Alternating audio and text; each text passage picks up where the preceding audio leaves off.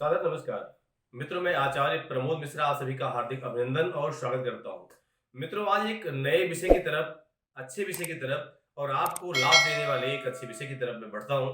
आज आपको बताऊंगा कि भूल कर भी रत्न के जो नियम होते हैं, उन नियमों को जानें और भूल कर भी ये गलतियां बिल्कुल न करें, जिसकी वजह से आपको रत्न पहनने का पूरा फल प्राप्त नहीं होता है।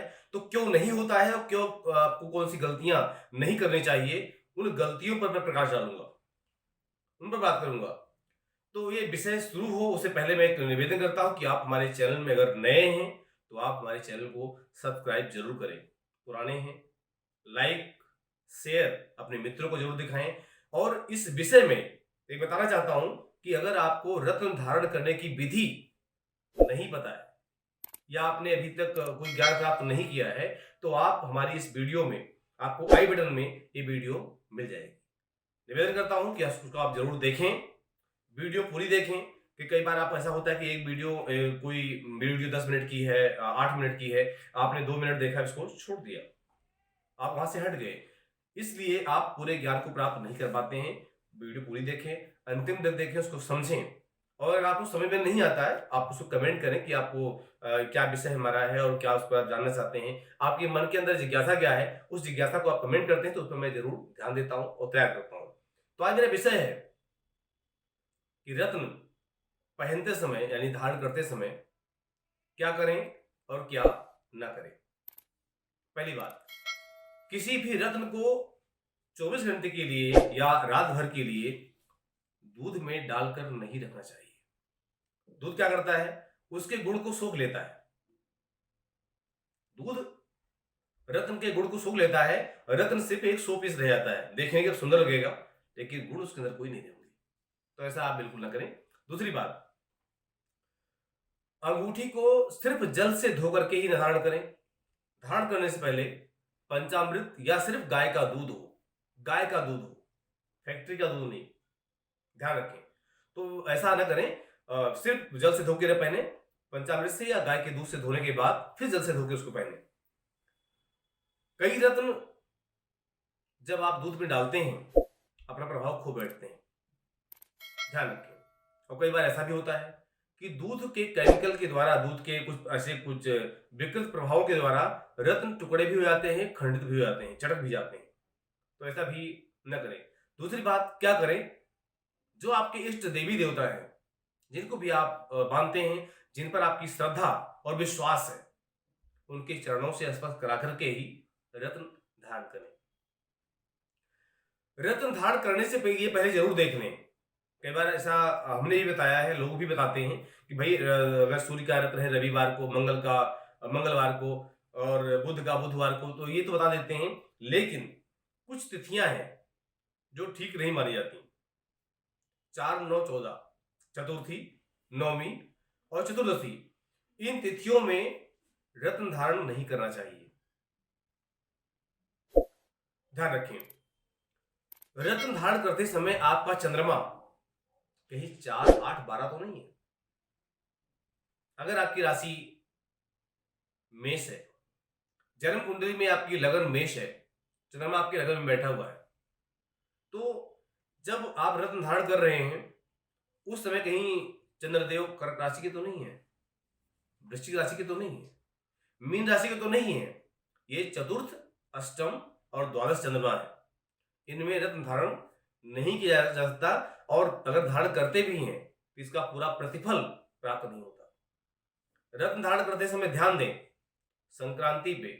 संक्रांति भी क्यों भाई, कारण तो आपके मन में भी आएगा क्यों, क्योंकि इसलिए संक्रांति पर भगवान सूर्य 29 डिग्री से ऊपर होते हैं या फिर 0 डिग्री में होते हैं संक्रांति के दिन, और 0 डिग्री का सूर्य 0 अंश पर है, तो वो सूर्य बलवान नहीं होगा।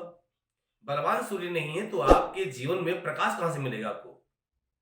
रत्नों में जो किरणें मिलती हैं, रत्नों में जो सूर्य की रश्मियां मिलती हैं, जो प्रकाश मिलता है, एक दिव्य शक्ति मिलती है, वो कहां से मिलेगी, क्योंकि सूर्य भगवान 0 अंश में है, शून्य में है। इसलिए संक्रांति के दिन भी आप रत्न धारण करें।